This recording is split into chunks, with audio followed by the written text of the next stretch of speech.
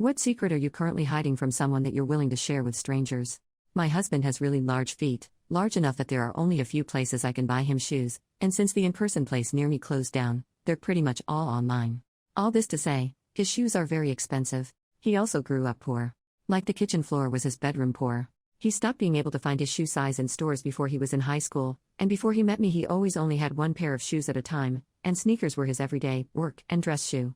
He even worked fast food jobs in regular sneakers because he couldn't find non-slip in his size. And because getting each pair was so difficult and costly, he'd often wear his shoes until they had holes in the soles before replacing them. When he was studying to be a mechanic, I got him a pair of steel-toed boots for his birthday. I splurged and got a good brand that would last for years. He recognized the brand immediately and knew what they sold for, and he demanded I return them. He was planning on squeezing into cheaper, smaller boots and dealing with it. So I lied and said I had bought them months before during a sale. I told him I got them at 40% off, then signed up for all their stuff for an additional 20% off. I paid full price. I've bought him sale shoes several times since then. One time he even cried because I had gotten him a second pair of sneakers well before his old ones needed to be replaced.